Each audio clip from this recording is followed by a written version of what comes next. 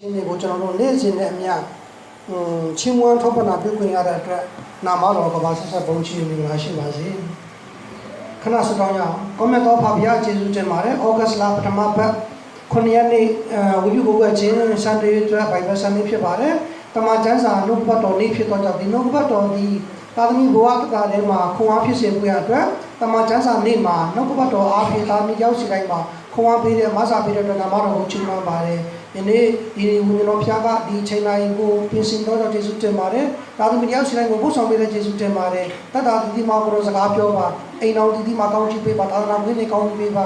ဝိညာဉ်ရှင်ရဲ့အားလုံးနဲ့ကောင်းချီးပေးပါခန္ဓာစိတ်ဝိညာဉ်ချမ်းသာခြင်းနဲ့အတူဒီဩဂတ်လမှာကလေးငယ်တွေမိသားစုအိမ်တော်ကြီးကိုရောရဲ့ယေရှုတော်နဲ့ပတ်ရစီလေလာမယ့်နေ့ကာလထဲမှာလည်းယေရှုတော်ချီးမွမ်းပြီးတော့တာဝိကိုရောအမှုတော်ထိုင်စေဖို့တာမျိုးကိုခွန်အားပေးပါပိတ်သိမ့်ပေးပါတဘိုးပေးပါချမ်းသာခြင်းနဲ့အတူအစွမ်းအစတွေနဲ့အတူကိုရောဘုံတော်ဘုံတော်ဖြစ်စေတဲ့မဆာပြမကားလို့နဲ့မိမိတို့လှုပ်ဆောင်မှုရှိတဲ့များအားလုံးကကိုရောအမှုတော်တာဝိသစ္စာရှိသောငယ်သားအောင်ဖြစ်စေပါမည်ကြောင်းနှုတ်ဘတော်တို့တိုင်းမှာကောင်းကြီးပေးစက္ကချီးမွမ်းရင်ခေယေရှုနာမ၌ယေရှုတော်ချီးမွမ်းတဲ့ဆုတော်မှာပြုကြပါရစေ။ခင်အာမင်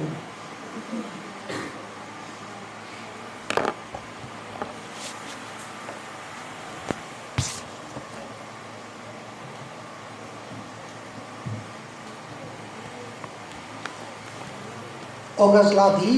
ဘိုင်ဘယ်ဆန်နေ့ဖြစ်တဲ့တမန်ကျမ်းစာနေ့ဖြစ်တယ်ပေါ့နော်ကျမ်းစာနေ့ဖြစ်တဲ့အတွက်ကြောင့်ဒီနေ့မြန်မာလိုချင်းလိုလေစုကရင်เนาะအများကြီးပဲတိုင်းရင်းသားပေါင်းစုံနဲ့တမန်ကျမ်းစာကိုဘာသာပြန်ပြီးတော့ဒီနှုတ်ကပတ်တော်ကိုပြင်ဆင်တော့လာဖြစ်တဲ့အတွက်ကြောင့်ဩဂတ်လအတွက်ပြရကုံတော်ကိုချီးမွမ်းတာဖြစ်တယ်ပေါ့နော်ဇွန်လလကတော့ကျွန်တော်တို့ missionary day ဖြစ်တယ်သာသနာပြုတော်လာဖြစ်ပါတယ်ဒီ2020တနှစ်တာလုံးမှာအချိန်နာရီများစွာရှိတယ်ပေါ့နော်ဒီအချိန်နာရီဒီလားစင်မှာကြားသခင်ပို့ဆောင်ပေးတဲ့အတွက်ယေရှုတော်ကိုချီးမွမ်းပြီးတော့ဒီနေ့မှာလည်းချမ်းမာနဲ့အတူတကွပြန်လည်ဆောင်ရွက်ပေးတဲ့အတွက်ယေရှုတင်ပါတယ်ရခိုင်ကလာတဲ့ဆရာကြီးအားလုံးကိုလည်းယေရှုတင်ပါတယ်ဆရာတို့ရဲ့အမှုတော်ဆောင်ခြင်းသာသနာ့လုပ်ငန်းကိုလည်းကြားသခင်ဆက်လက်ကောင်းချီးပေးတယ်ကလေးငယ်လုပ်နေတဲ့ဒီဘော်ရာဆောင်တွေကိုလည်းတတိခံပေးကြတဲ့ခါမှာဘော်ရာဆောင်လုပ်ငန်းကိုလည်းဖြားခင်ဆက်လက်ကောင်းချီးပေးပြီးတော့လှုပ်ဆောင်မှုရှိသမျှနဲ့အတူကလေးငယ်တွေနဲ့မိခင်တွေအားလုံးပေါ်မှာဖျားရဲ့မျက်နှာသာပေးခြင်းနဲ့အတူခွန်အားပေးစေလျက်ဉာဏ်ပညာကြီးခြင်းနဲ့အတူဖျားရဲ့လမ်းပြခြင်းတာဝန်ခံစားဖို့ရန်အတွက်ယနေ့နနက်ခင်းမှာအတူတကွကျေးဇူးတော်ချီးမွမ်းပါတယ်ဒီနေ့ဖျားသခင်ကပြင်ဆင်ပေးတော့ဒီ Brimo Church ကနေပြီးတော့ကောင်းချီးပေးခြင်းခံရတဲ့ဆာရာအတွက်လည်းပေါ့နော်ဒီနေ့စက္ကတ်ချင်းပေါ့နော်ကောင်းချီးပေးခြင်းအတွက်လည်းကျေးဇူးတော်ချီးမွမ်းနေပေါ့နော်နာမတော်ကိုကောင်းချီးပေးတယ်ဒါကြောင့်ဒီနေ့တော့ကိုကျွန်တော်တို့အနေနဲ့ကြည့်အောင်ကိုလောကခန်းကြီး3ငယ်1အထက်ဆိုခဲ့ပြီးသည့်အတိုင်းတင်တို့သည်ခရစ်တော်နှင့်အတူထမ်းမြောက်ကြသည်မှန်လျင်ဘုရားသခင်လက်ရဘက်မှခရစ်တော်နှင့်ထိုင်နေတော်မူသောအရက်ကိုရှာကြလော့ဘုရားရှာစေလိုသောအရာအထက်အရာကိုရှာပါလို့ပြောတဲ့အတွက်ကြောင့်ခရစ်တော်ဒီလက်ရဘက်မှာထိုင်နေတဲ့အတွက်ကြောင့်အထက်အရာကိုရှာခိုင်းတယ်ဒီနေ့လောက်တော့ခေါင်းစဉ်နေနေပေါ့နော်အထက်အရာ၌ရှိသောအရာကိုရှာခိုင်းတာဖြစ်တယ်အများစုကတော့တခြားအရာတွေကိုရှာမယ်လောကီသားတွေပဲဖြစ်ဖြစ်ယုံကြည်သူတွေပဲဖြစ်ဖြစ်ရှာချင်တာတွေရှာတယ်ပေါ့နော်ဗန်ထဲမှာငွေတွေပြအောင်ထားတယ်ကျွန်တော်တို့ရဲ့အိမ်တွေကိုအလုံး90ပြအောင်ထားတယ်ငွေတွေကိုအများကြီးပြအောင်ထားတယ်ဒါပေမဲ့ဖျားရှာစေခြင်းတဲ့အရာကိုတော့ကျွန်တော်တို့ကမရှာဘူးဖြစ်တယ်တန်ကြီးပိုးရတခိုးဖြည့်ဆင်းနိုင်တယ်မြေကြီးအရာကိုမရှာနဲ့လို့ပြောတာဖြစ်တယ်ဒါကြောင့်ခရစ်တော်သည်ကျွန်တော်တယောက်စီတိုင်းအတွက်ကားတိုင်းပေါ်မှာသင်ခံတယ်တကြိုးတဲ့ရှင်မြန်ထမြောက်တဲ့3ရက်နေ့မှာရှင်မြန်ထမြောက်တဲ့ခရစ်တော်သည်ခမည်းတော်ရဲ့လက်ရဘက်မှာထိုင်နေတာဖြစ်တယ်ယေရှုကိုစစ်စစ်ကြည့်လို့ပြောတာတမန်တော်ကြီးရှင်ပေါလုကခရိယန်တွေကိုဖျက်ဆီးဖို့ရန်အတွက်ဓမ္မသမြို့ကိုသွားတဲ့အချိန်မှာလမ်းမှာသခင်ယေရှုတော်သူ့ကိုဘာလုပ်လဲတိုးထိလိုက်တဲ့အချိန်မှာမြင်းဘုံကနေဘုံနဲ့ကြာသွားတဲ့အချိန်မှာကြောင်တော်နဲ့ကြောင်အနာနဲ့ဟာဘာလို့လဲငါဘာလို့ထိလာလဲလို့ပြောတယ်အဲ့ဒီအချိန်မှာမမြင်ရတော့မျက်လုံးမှာအေးငါကမင်းညင်းစေတဲ့ယေရှုပဲ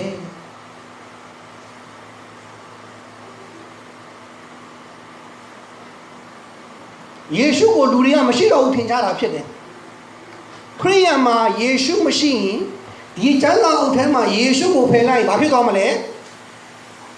ဒီကျမ်းစာအုပ်ဘိုင်ဘယ်ထဲမှာ Jesus Christ ကိုပြောတဲ့အရာကိုထပ်လိုက်မယ်ဆိုရင်ဒီစာအုပ်ကဘာစာအုပ်လဲကလားကိုရောင်းတဲ့တပိတ်သား900နဲ့စာအုပ်ပဲဖြစ်တော့မယ်ဘာမှတန်ဖိုးမရှိတော့ဘူးဖြစ်တယ်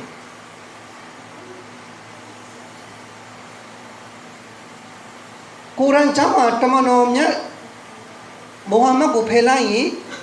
ဘာမှပြဿနာမရှိဘူးပိရကသုံးပုံထဲမှာဂေါရမကိုဖယ်လိုက်ရင်ပြဿနာမရှိဘူး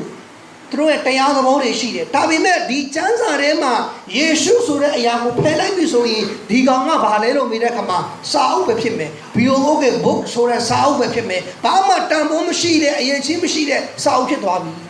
ခရိယာမှာလည်းဒီလိုမျိုးပဲခရစ်တော်မရှိသူ့ဘဝဘာဘဝလဲတန်ဖိုးမဲ့ဘဝလူတယောက်ကိုပြောတယ်အဲ့ဒီကောင်မျက်လုံးမမြင်ဘူးနားမကြားဘူးမျောလင်းချက် hopeless မျောလင်းချက်မဲ့နေတယ်လို့ထင်ကြတယ်ဒါပေမဲ့မျက်လုံးမြင်နားကြားပြီးတော့သူ့မှာ vision မရှိဘူးသူ့မှာအနာဂတ်မရှိဘူးဆိုရင်ဒီလူကပါလဲမြက်ကန်းတဲ့ဆိုးတဲ့လူဖြစ်နေတယ်လူဘဝမှာမြက်ကန်းနေရကုတ်တဲ့ဂီတာတီးတတ်တယ်မြက်ကန်းနေရကုတ်တဲ့တယောက်ထိုးတတ်တယ်မြက်ကန်းနေရပန်းအလားထိုးတတ်တယ်လက်မှုပြန်တယ်အကုန်လုံးကျွမ်းတယ်မျက်လုံးမြင်ပြီးတော့ဘာမှမလုပ်တတ်ဘူးတောင်ကြည့်နောက်ကြည့်တော့ချိန်ကုန်သွားတယ်ညကျရင်အိတ်တယ်မနက်မိုးလင်းထမင်းစားတယ်ဟိုငယ်ဒီငယ်နဲ့အထတာကြီးတာလေဘဝမှာ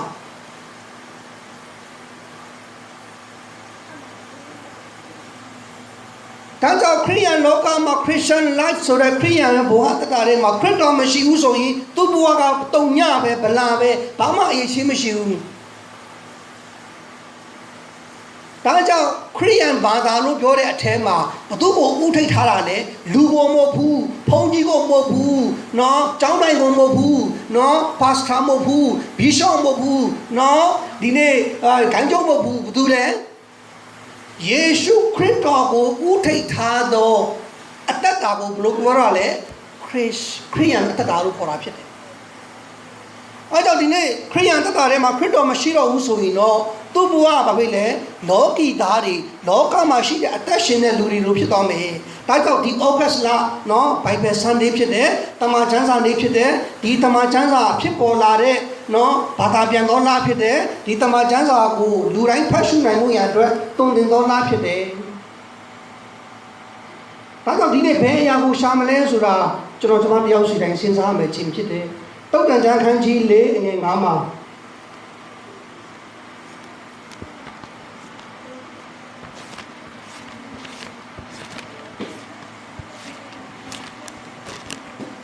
တောက်တန်ခန်းကြီး၄ငယ်ကပညာကိုစီးပူးတော့ဉာဏ်ကိုစီးပူးတော့တတိမလစ်စင်နေငါဤနှုတ်ထွက်တရားစကားကိုမလွဲဆောင်နေတဲ့ဖျားရှာစေခြင်းနဲ့အထက်အရာရဲ့အထဲမှာဘာလို့ရမှာလဲတည်တည်ချာချာကြည့်ထားမှာဖြစ်တယ်နော်တည်တည်ချာချာကြည့်ထားမှာဖြစ်တယ်အာယုံမလွဲကောင်းအောင်ဖြစ်တယ်ရန်သူလာနေပြီဆိုတာကိုကြည့်ထားသလိုပဲတောထဲမှာမုတ်ဆိုးကတားကောက်ကိုသွားပစ်ဖို့ရအတွက်focus ထားသလိုပဲငါတို့ကဒီနှုတ်ကပတ်တော်ဆိုတဲ့ဖျားစကားကိုဘာဖြစ်လဲရောင်းတောင်းပေါင်းတောင်းထမင်းစားကောင်းအောင်ဟုတ်လားဟိုဒီဇိုင်ပဲရှိတယ်မှာ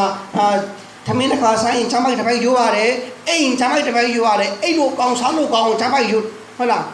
အတမစဲမဟာပဋ္ဌာန်းတို့ပဋ္ဌာန်းပွဲလိုပဲเนาะကျမ်းစာကိုရုပ်ဖတ်တရဇယ်နေတယ်ဆိုတာမဟုတ်ဘဲနဲ့ဖျားနဲ့မိတ္တဟာယဖွဲ့နေတဲ့နှလုံးသားမျိုးကိုဘုရားလိုချင်တယ်နော်သူများကခိုင်းလို့ကတဲ့ dance လုပ်တဲ့နော်မဟုတ်ဘူးတချင်းဆိုမယ်ဆိုပြီးတော့ဆိုလိုက်တဲ့စာသားတွေမဟုတ်ဘူးဒါကဘာလို့နေရလဲ worship လုပ်နေတာကိုယ်ွယ်နေတာဖြစ်တယ်အခုဒီမှာpreaching လုပ်တယ်နော်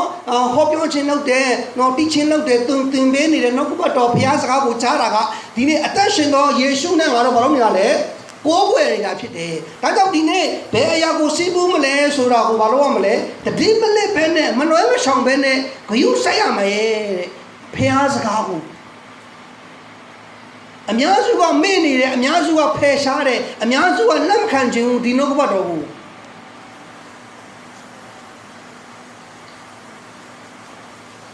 ဒါကြောင့်ဒီနေ့ဒီနှုတ်ကပတ်တော်ကိုတတိမလက်ပဲနဲ့မလွဲမရှောင်ပဲနဲ့ဂရုစိုက်ရမယ်ဟေပြခန်းကြီးစနစ်ငတင်မှာရေးထားတယ်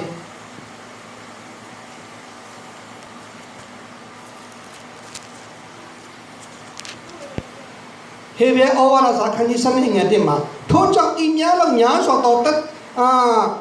တဲ့အပေါင်းတို့သည်ငါတို့ကိုဝိုင်းရန်လျက်ရှိသည်ဖြစ်၍ငါတို့သည်ခတ်သိမ်းသောဝန်တို့ကိုဖယ်ရှားနှောက်ယှက်သောအရာတို့ကိုဖယ်ရှားပြီးငါတို့မျက်မှောက်နဲ့ထားသောပန်းနိုင်သူရောချင်းကအာမရှော်မပေးကြကုန်ဟဲ့ဒီနေ့လောကမှာခက်ခဲမှုတွေပိမမှုတွေဆင်းရဲခြင်းတွေနော်ပုံစံနှုံးတွေနော်အမျိုးမျိုးသောဖိအားတွေလူတိုင်းမှာရှိတယ်အဲ့ဒီစင်ကဒီဖန်ချောင်းကိုတစ်ခါပဲလုပ်ခဲ့တာမဟုတ်ဘူးနှစ်ခါမဟုတ်ဘူးသုံးခါမဟုတ်ဘူးအခါ100မဟုတ်ဘူးအခါ1000ဖြစ်တယ်မရမချင်းကြံ့မယ်စာကိုနော်မရဘူးဆိုတော့မဖြစ်နိုင်ဘူးလူလောကမှာစာထဲမှာတော့ဗာလေမပူချင်တဲ့ခီးငါကြားဘူးတယ်မလားတိုင်ပေါ်တက်သွားတာသူတို့မဖြစ်နိုင်ဘူးဆိုတာရှိလားမဖြစ်နိုင်ဘူးဆိုတာမရှိဘူးဘသူနဲ့သွားမလဲလို့မေးတဲ့အခါမှာသခင်ယေရှုနဲ့အတူတူငါတို့ဘာလုပ်ရမလဲဒီနေ့ဒုက္ခဆင်းရဲခြင်းတွေဖိအားတွေနော်ချမ်းသာမဖတ်နိုင်အောင်အလုံးများနေတယ်နော်စုမတတ်နိုင်အောင်သူများငါတို့ဘာတွေပဲပြောနေပါစေအဲ့ဒီပြောချင်တာတွေပြောပြီး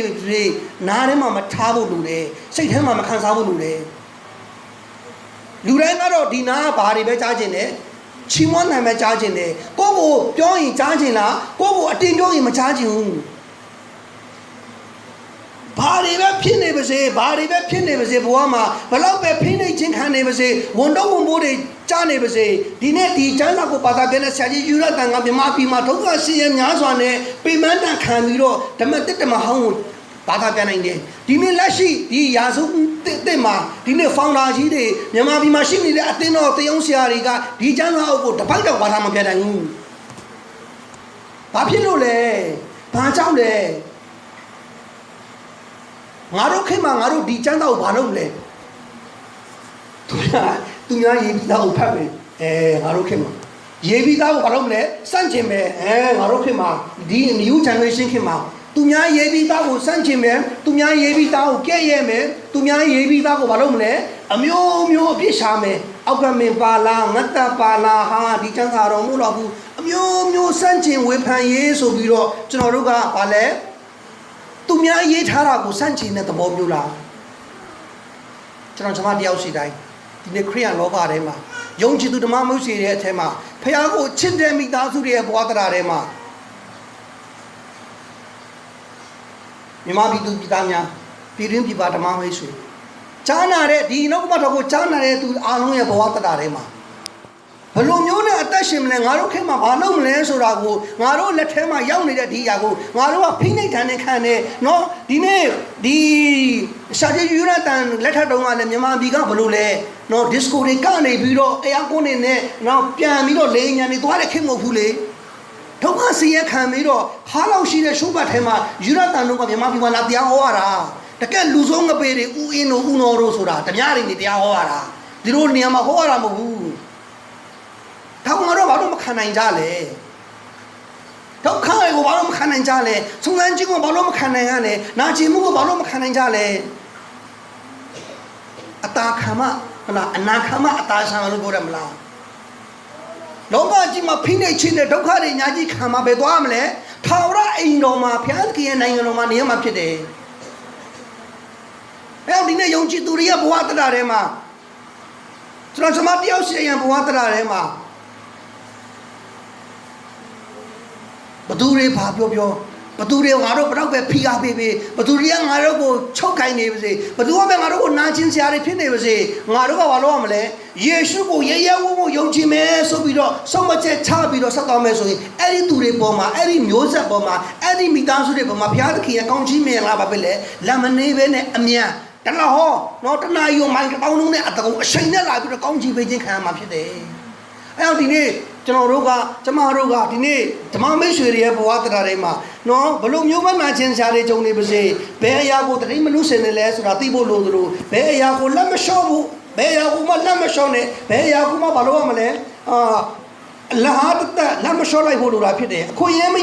ဆိုတော့တစ်ခါပဲဖြစ်တော့ကြောင့်ဒီနေ့ဘုရားပေါ်မှာသစ္စာရှိခြင်းပေါ်မှာယုံကြည်ခြင်းပေါ်မှာခိုင်ခံတော်တဲ့တာမျိုးကိုဘုရားကလိုချင်တယ်အေဖတ်ခံခြင်းနဲ့ငယ်လေးမှာတော်တော်လည်းဂိူးတော်နဲ့ကြွယ်ဝတော်မူသောဘုရားသခင်ငါတို့ကိုချစ်တော်မူသောမဟာမြတ်တော်အားဖြင့်ဒုစရိုက်အပြစ်နဲ့တည်လေသောငါတို့ကိုခရစ်တော်နဲ့အတူအသက်ရှင်စေတော်မူပြီးတော့ယေရှုတော်ကြောင့်ကယ်တင်ခြင်းတော်ရောက်ပါပြီတဲ့ယေရှုခရစ်အားဖြင့်ငါတို့ကိုထမ်းမြောက်စေ၍ကောင်းကင်အရက်၌နေရာပေးတော်မူ၏တဲ့ဟာလေလုယာ Benia Malakomi, Yamania Bede, Nyanja, Oja, no, Shuinano Mamopu, Amienzo County, no, the Chinama Sudamla, Amienzoma Tajane, hola, I remember Tana in the Upini, hola. Palomule, Dina Brada, Pianki, Amino, Naro, Dina Yochitu, Along of Male, Crypto, Api, the County, and Yana Pede, Dina Camino, Pianki at Tanobama, Taro Yeshuko at Tanobama, Tashana Union of Piatanoma, Naro, Nia Pede. Any Yamangaro, Nezebu, Pianki, a chance if you day.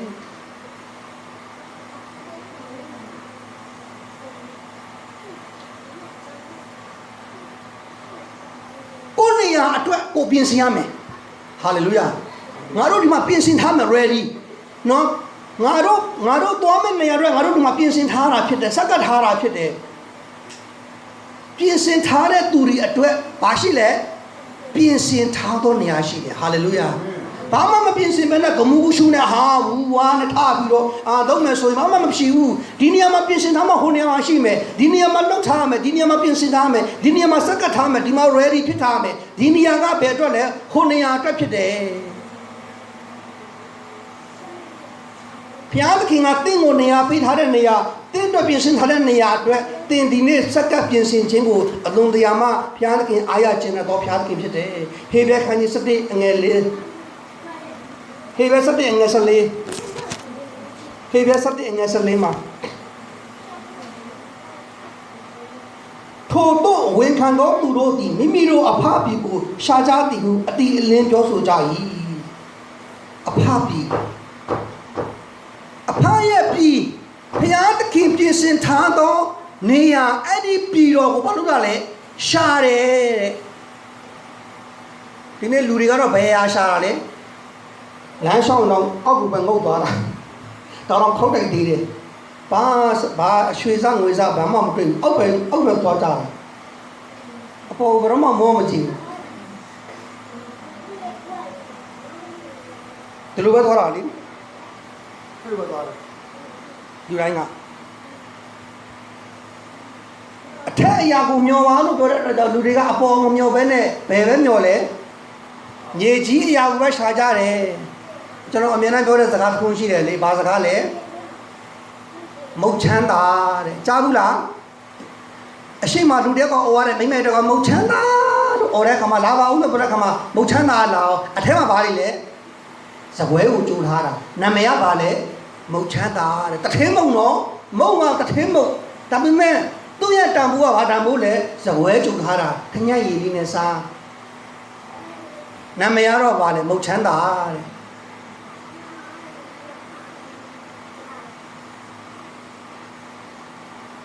Yuri go Satia. Sagway Joe, John do young lay. Sagway Joe, Sagway, Tanyana, Juhari of Dusamle. Now, Mochana, or Yagama, and we are the holy chat. Now, the way you got the way to Tanya Langhara. Allow Sajare. Lune Chonja, Ola, sing me Bonja, Borana. Luria Bamoda, say the onions only, no, the gay, the Lure Pinijara Pede. I don't mean a bear could be seen me no Benia, Maru Shani, a puppy go share. The heaviest of the man, and as a lema. Hoping the go to Jiao, Zapri Kanchin, and a donut, Songa.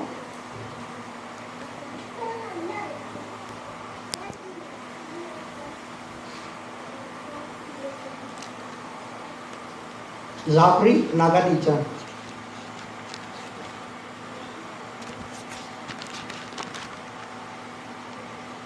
Zevni Nagadicha. Kanchini in a doma. Zevni Nagadicha Kanchini in a doma. Like so young, they are all time. Jinue, Sene Chado, Pilu Pida Bando, Paura Piago. Shajalo, Taura Piago, Shajalo, Tama Chimney, Sari Tajiro, Shajalo, Taura Pia, Nekoto Donai, တင်တို့သည်ပေါင်းဆောင်ရာကိုတွေ့ကောင်းတွေ့လိမ့်မည်ဒီနေ့ဒီချမ်းသာတဲ့မှာရွှေရင်ငွေတွေဘာတွေညာတွေရှာခိုင်းတာမဟုတ်ဘူးဂရိတော်ပြည်ကိုရှာပါခါနန်ပြည်ကိုနော်အာဗြဟံကိုဘုရားသခင်ကအာဗြဟံနဲ့ဆာရာကိုပြောတယ်ဘုရားသခင်ပြတော်ပြည်ကိုရှာပါတပည့်တော်12ပါးကိုပြောတယ်သခင်ယေရှုကဖခင်ရဲ့နိုင်ငံတော်ကိုရှာခိုင်းတယ်ဒီနေရာမှာလည်းဘယ်လိုရေးထားလဲ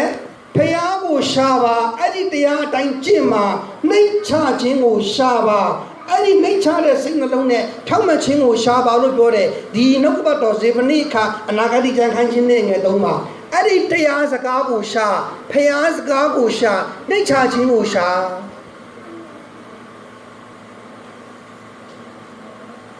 ဒီနေ့အသင်းတော်တွေသာသနာတွေကျွန်မတယောက်စီတိုင်းလောကမှာရှိတဲ့လူထုတွေအားလုံးကတော့ဒီကျမ်းစာနဲ့တော့ညီမမဟုတ်ဘူးဟုတ်လားဆရာတယောက်ကတရားပလင်မောနဲ့တရားဟောတဲ့အခါမှာပြိဿတရားနားထောင်နေတယ်သူဟောလိုက်တဲ့တရားဟောချက်ကဘာဖြစ်လဲကျွန်တော်တို့ရဲ့နှလုံးသားတဲ့တဲ့ကိုထိတယ်ဆိုဘာဖြစ်လဲတလုံးသားတဲ့တဲ့ကိုထိကမှာအရန်နာခြင်းနဲ့တရားဟောချက်ထိတဲ့အတွက်ကြောင့်ဒီတရားဟောချက်ကိုဆရာကတရားဟောတဲ့အခါမှာကျွန်တော်ကလည်းရှောင်လိုက်တယ်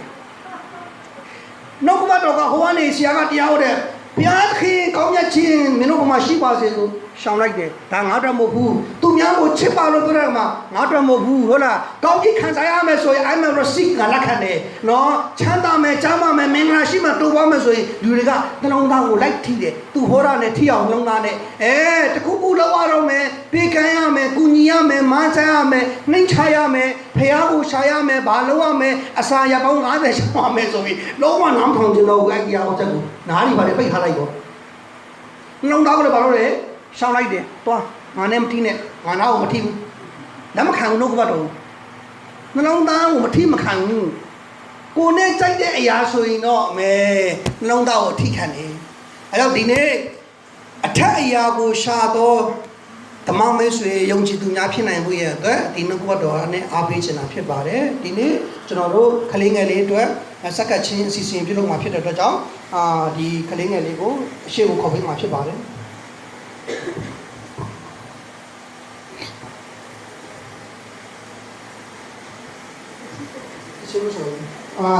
ခလေးဆူတောင်းပေးမယ်ခလေး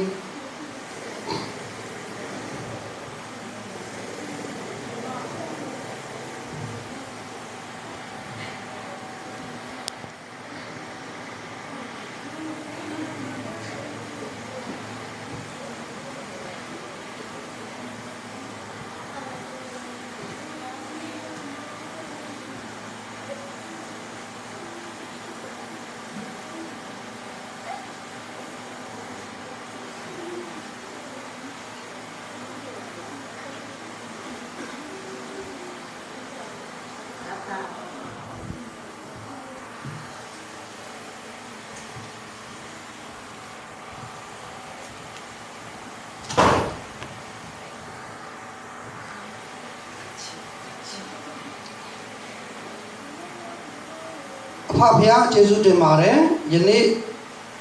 9ရက်ဩဂတ်စ်လ2022ခုနှစ်တနင်္ဂနွေနေ့ဝိပုဝ္ဝချင်းစီစီနာဒီနေ့ဒီ Primary Church အတွက်ဖျားပြင်ဆင်တော့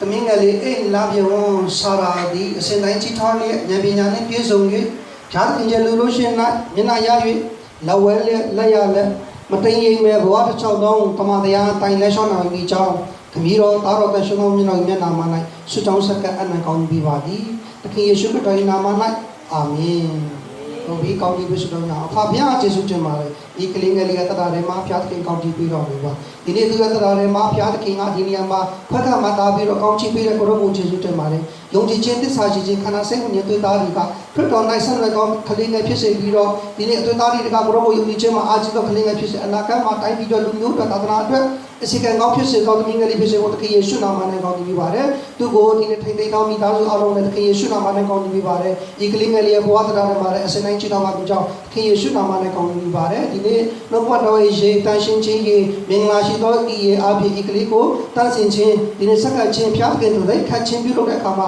ဘရောကောင်းကြီးပေးပါမှုကြောင့်နာမတော်၌ကောင်းကြီးပေးသခင်ယေရှုနာမနဲ့ဤရဲ့ဤကလေးငယ်ကောင်းကြီးပေးလျက်ဆက်ကကြပါလေဖျားခင်အာမင် ကောင်းမြတ်သောဖဖျားကျေးဇူးတင်ပါတယ်ဤကိုကောင်းပေးပါတယ်နှုတ်ဘတော်ကြီးအားဖြင့်စိတ်ခတ်လျက်ကောင်းကြီးပေးလျက်တန်ရှင်းစေလျက်ကိုရောရဲ့တန်ရှင်းခြင်းမင်္ဂလာ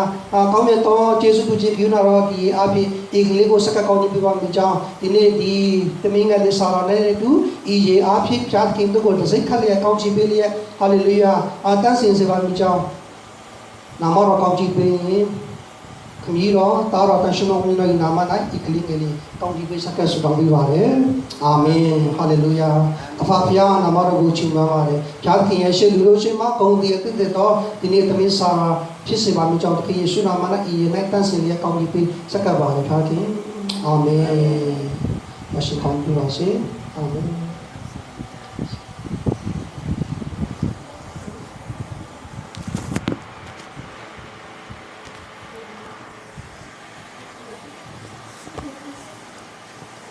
အားလုံးမတရားလဲပထမဝါကျဆိုရအောင်ကောင်းပြီဘုံ၌ရှိတော်မူသောကျွန်တော်ဤပါကိုရောဤနာမတော်အားယူတည်လေးမြတ်ခြင်းရှိပါစေသောနိုင်ငံတော်ဤကောင်းပါစေသောလူတော်သည်ကောင်းပြီဘုံ၌ပြည့်စုံတဲ့ကဲ့သို့ညီကြီးပေါ်မှာပြည့်စုံပါစေသောလူတော်သည်ကောင်းပြီဘုံ၌ပြည့်စုံတဲ့ကဲ့သို့ညီကြီးပေါ်မှာပြည့်စုံပါစေသောအတန်မူသောသောစာကိုကျွန်တော်အားယနေ့ပြသနာတော်မူပါသူတို့ဘာဒီကျွန်တော်ကိုပြမသောပညာကိုကျွန်တော်ဒီတို့ကဲ့သို့ကျွန်တော်ဤပညာကိုလွတ်တော်မူပါဒီသေးဆောင်ရာတို့လိုက်ပါစေနဲ့ကောင်းတော်မူရကဲ့တော်မူပါ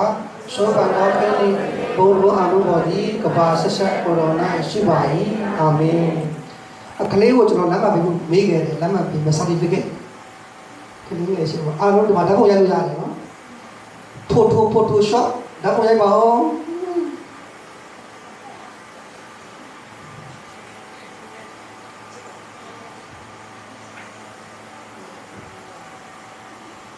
ဒီလက်မှတ်လေးပေးကြတာနော်လက်မှ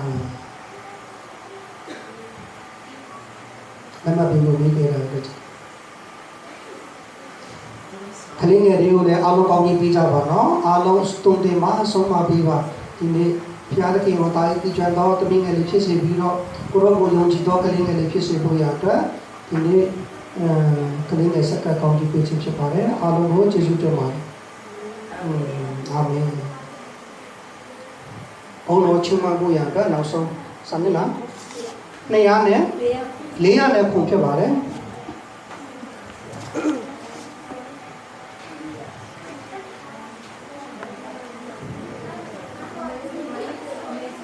လေးရပေါ်မှာမြေစမှု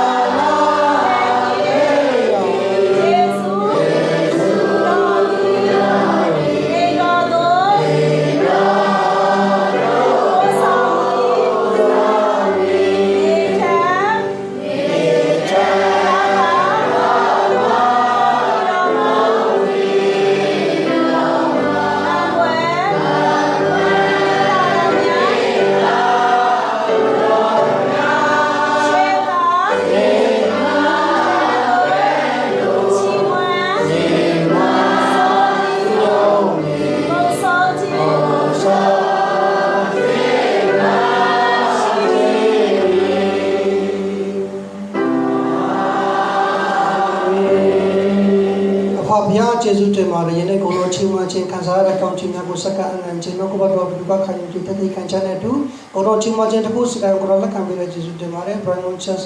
တာတာလည်းဆက်လက်ကောင်းပြီးပါဦးဆောင်တဲ့ဆရာပြမိသားစုကောင်းပြီးပါတယ်ဆောင်းနာကောင်းမကောင်းပြီးပါတယ်ဒီမှာတူတဲ့ဆရာမဒီဘတ်ရမရှိတဲ့ဆရာမကောင်းပြီးပါတယ်ဒီနေ့မိသားဖွဲ့တဲ့ဆရာမရောက်တဲ့အားလုံးယေရှုနာမနဲ့ကောင်းပြီးပါတယ်အိဘရာဟိမ်လည်းယေရှုနာမနဲ့ကိုကာမစာကောင်းပြီးရ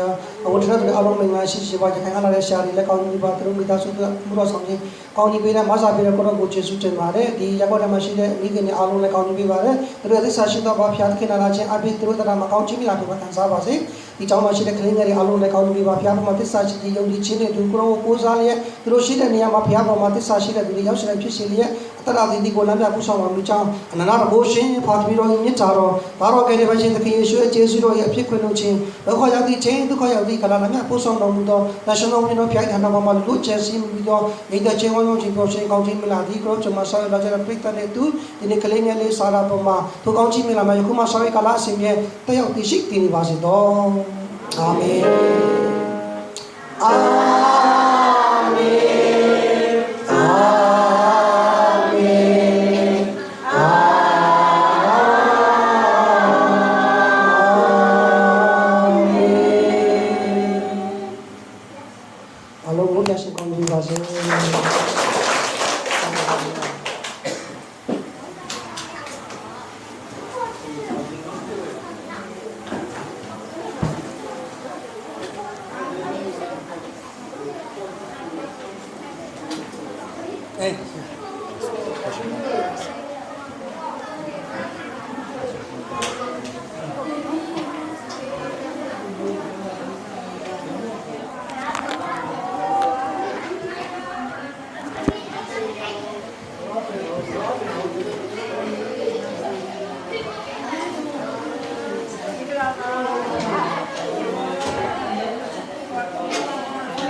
ယေရှုတင်ပါတယ်